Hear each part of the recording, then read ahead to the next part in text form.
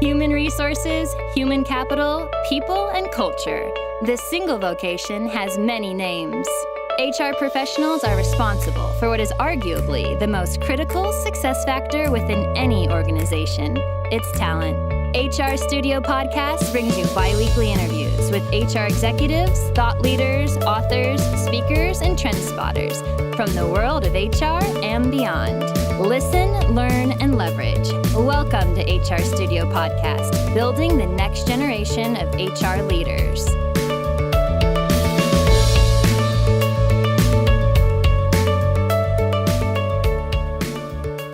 HR Studio is brought to you by A.J. O'Connor Associates, a trusted human capital consulting partner to emerging, mid-market, and world-class organizations. For over 35 years, AJO has built its reputation on experienced listening, exceptional quality, and caring partnerships, delivering services in 30 states and 20 countries. To learn more, visit us at ajoconnor.com and be sure to check out our top-ranked HR blog and sign up to receive email alerts while you're there. All right, well, welcome everyone to HR Studio Podcast. My name is Fred Bunsa, and I'm your host for today's episode. We have a somewhat unusual guest with us today, Dr. Stephen Ambrose. It's unusual because Steve is a healthcare professional, and it's the first time we've had someone with his background and training on the podcast. And so I want to welcome Steve to the podcast. Let me tell you a little bit about him. He's a doctor of chiropractic by training. He ran a successful practice in Virginia for a number of years and also found some time to develop 2 software patents along the way while he was doing his practice. He took a big risk. In 2014, he sold his practice. He moved into consulting. And last year, he created a new podcast for the healthcare industry called Red Hot Healthcare Podcast. I think it's one of the leading fastest growing healthcare podcasts out there. We encourage you all to check it out. Beyond all that cool stuff, what really caught our attention at AJO was Steve's founding of an organization called Walk the Ridge. And I'm going to welcome Steve in and invite him to say hello and tell us a little bit about what is Walk the Ridge and what caused you to found it. So welcome, Steve. Fred, thanks for having me. And I'm really happy to be with you, with your audience. And it's a great honor. Let's go ahead and start with the fact that I co-founded Walk the Ridge. My wife originally came up with the idea for this movement. And we founded it on the premise that today, when we look at anything from politics to social issues to the way people get along in the workplace with managing projects, with hiring, with firing, with rewarding, with incentives, and then also even in our schools, one of the things we're finding more and more is that we simply are finding more reasons to dislike people than we are to like them. Okay. And, we recognized, and my wife Nellie was terrific at this. She developed an incredible logo, which I know we're going to show later in our show here. Yep. But the whole premise of Walk the Ridge is not just to talk about civility and how wonderful it would be, but to really become accountable for civility.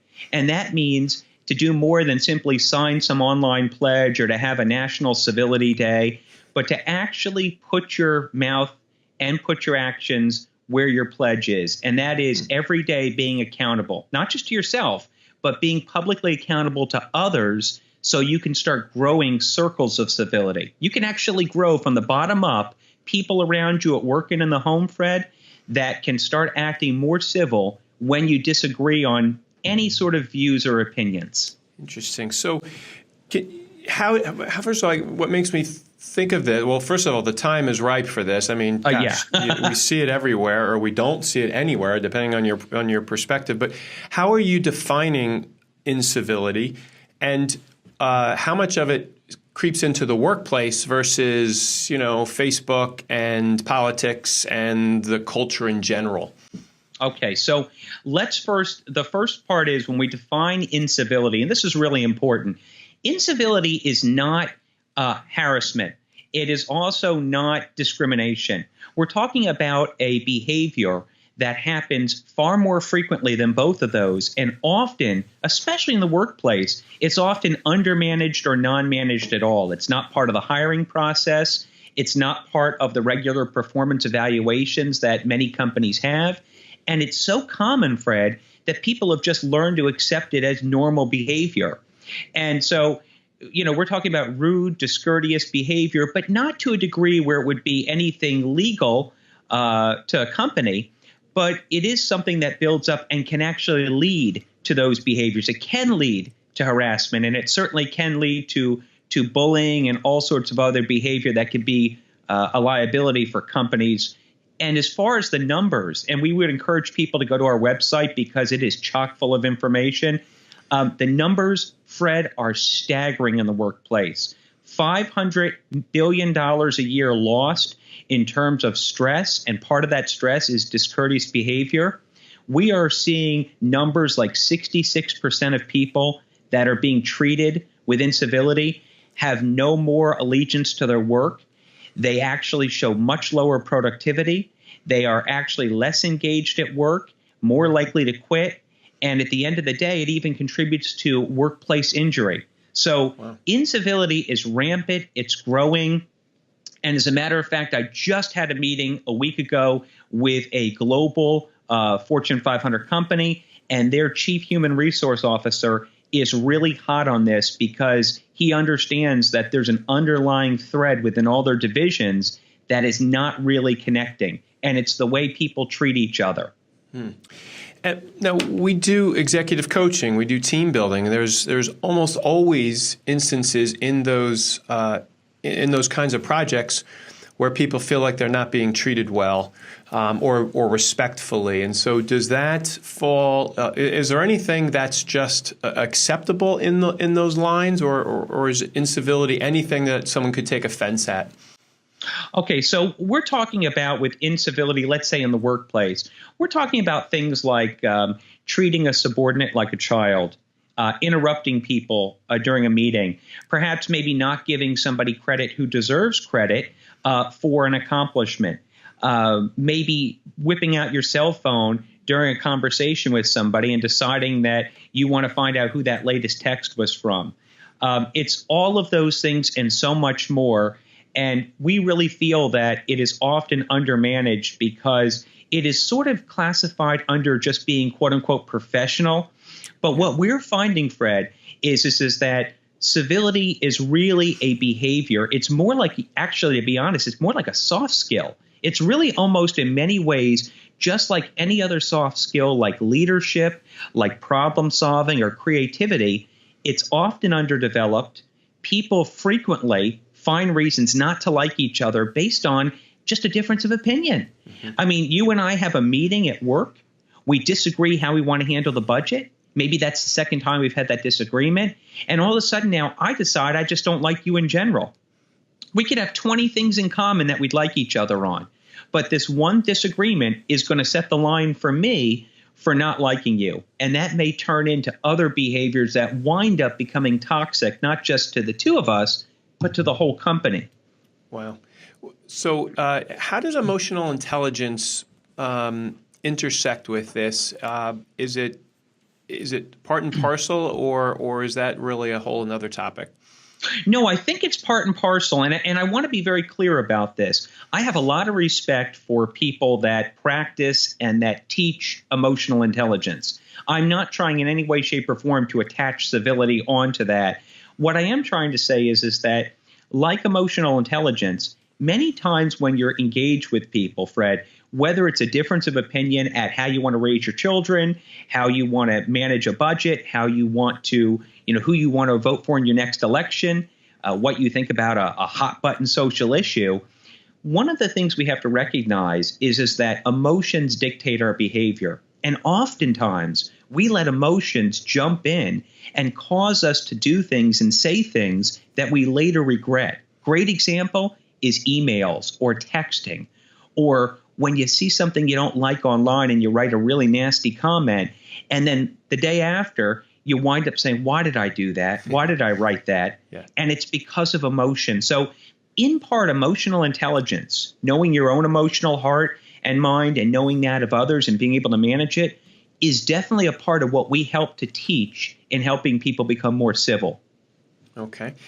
Can you give us some of the principles or some of the core values that operate within Walk the Ridge? Yeah. One of the things that we really strike out on initially is that we want to tell people when you join Walk the Ridge, when you become a walker, all right, walking the ridge means you're being civil. Imagine that you have a mountain, and on either side of that mountain in the valley, you have different views or ideologies. It could be on anything. It definitely doesn't have to be just political, right? It could be on how, is it lean or some other methodology you embrace at work or how you want to raise kids. At the end of the day, if you can rise up and meet on the middle of that ridge, essentially respecting each other, understanding that you can learn from each other, and being able to actually appreciate the different viewpoints that people have, you don't have to feel as though you need to control a conversation, that you need to win where somebody else loses. That's so important. So in Walk the Ridge, we have a motto. It says, I see you, I hear you, I respect you. It's in our logo. It's in our wristbands, which we'll talk about. I put this up here, and I know we're going to get into this, but this is a very important part about Walk the Ridge is the reminder wristbands that we have people all around the country wearing. But it's I see you, I hear you, I respect you, with the understanding that you don't have to compromise or change your views. You just don't have to hate other people, and you don't have to close yourself off on listening. And I would just add one other thing if I could, Fred, Sure. and I appreciate the time you're giving me here. Listening is probably one of the most important skills in general, and it's very important in civility. When someone's talking to you, ask yourself honestly, are you really listening to what they're saying, or are you just waiting to get out your next response, right? Sure, like so many of us do, right? You're talking to me, I go, let me tell you what I think. And that is not real listening, and you're not going to grow and learn from that. And when we talk about diversity, yes, skin color, you talk about religion, you talk about culture, but diversity is so important in different opinions and views. And it's just as applicable in the workplace as it is in our communities. We have to respect different views of people. Yeah, I mean, I think that's the ultimate benefit, blessing of diversity is it's the viewpoints that the other factors bring to bear on an issue. And so that really is the heart of what you're trying to get at is diverse viewpoints, not the other things that are different, but it's the way that those things impact on people's thinkings and behavior and business decisions. Yeah, it sure is. You said it for sure. So you have something you call the bottom-up strategy or approach for this improving civility. Tell our listeners a little bit about what that is. Yeah, I sure will. I just recently gave a talk to the League of Women Voters. We love giving talks. We talk at organizations and companies, and the League of Women Voters, for people who don't know, is a grassroots organization. Walk the Ridge recognizes really that it's been decades, perhaps even a century, since our real leaders have been civil with one another. And all you have to do is turn on TV, and whatever station you put on, whether it's Fox or MSNBC or CNN, everybody seems to have their own slant and view. And quite frankly, to be honest with you and your audience, Fred, I'm quite dismayed at the way the media now pretty much takes people and manipulates their emotions on either side, basically stirring up anger, stirring up hate, and then saying, okay, we'll see you tomorrow night. Have a good night. Right. And we're really being used as fodder in a way for other people to line their pockets and their political purposes on either side. Yep. At the end of the day, Walk the Ridge recognizes that really we can't count on our political leaders, and in some cases our business leaders, to teach us and to show us civility. So we have to do it by recognizing that, look, it's a set of behaviors that we're going to start personally by being accountable, and then we're going to teach other people to do this in the workplace, at home, in schools, and even online. So we recognize this bottom-up approach means it's infectious, and you want to surround yourself with people and grow the learning of civility from the individual to the group to the community. And then we can let our leaders see what real positive societal behavior looks like. Okay. And Steve, tell us the logo that you've got. Actually, I got a photo of it here. I'm going to hold it up to the camera if you can see it a little bit. And for those of you who are listening to this, Steve, where can they go to see the logo and to get the statistics, you have white papers. Tell them where they can go to get that. Okay. Let me start off, if I could. Maybe you can hold the logo up just Sure. so while I'm talking here, I'll just explain it. And I won't go into huge depth on this, but you can go to walktheridge.org. Now, if you go to our About page, you will see a picture of this logo with a number of descriptive points on it. Take a good look at the logo, right? We have sort of a pseudo peace sign in there. We use the color purple. Why? Because it's not a red state or a blue state person. It's a blend. Purple is a blend of red and blue. It's circular. Why? Because we're building circles of civility. And take a good look within the logo. There's two faces facing each other having a conversation. And those two faces are actually different colors, not to represent the race, but to represent the differences of views or opinions. Very important. There's a lot of symbolism here. And so if you go to walktheridge.org, you can find out more about our purpose. You can really find out more about our reminder bands. We sell the reminder bands to companies. We sell them to individuals. Every single day we're selling these. You can join Walk the Ridge and get a discount off these bands. We have thousands of people. You can see it on our scroll bar across the top. It is a really exciting time, Fred. And we also have on our website, we have white papers. If you're an individual and you want to start employing some tips on civility, you can go and download a white paper, Top 10 Tips for Civility, today. If you're an HR professional or a culture professional, you can download the top 5 business strategies for bringing civility into your workforce. And we do consulting with businesses as well as being able to actually sell the bands that we really feel empower people. Okay. I was on the website. There are some, actually I downloaded everything you said. There's some good resources there. Great for our coaches to use and coaching tips when we're working with executives. These issues come up all the time. Either they're on the giving end or the receiving end of these. And there's such practical examples in there of things people can do differently to just change the tone and, like you say, be more civil. So, Steve, I have to ask you, when do you find it the toughest to remain civil or to act civil?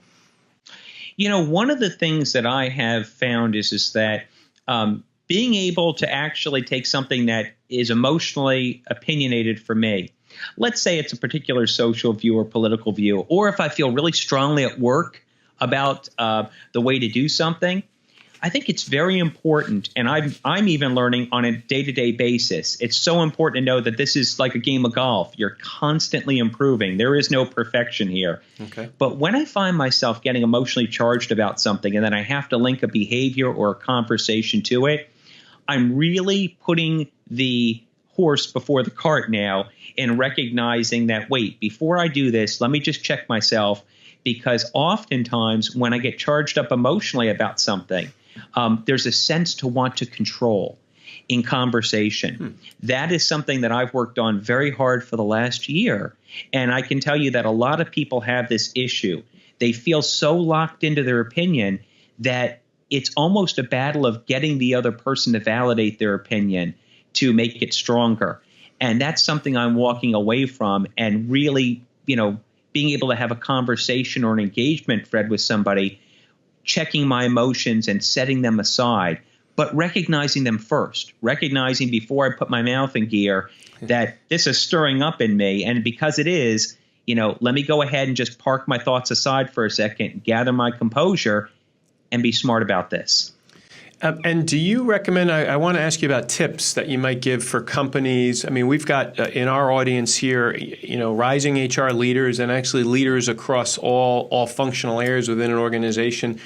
Can you think about some ideas that they can take and try to use that might help them personally and also to promote this within their teams or their organizations?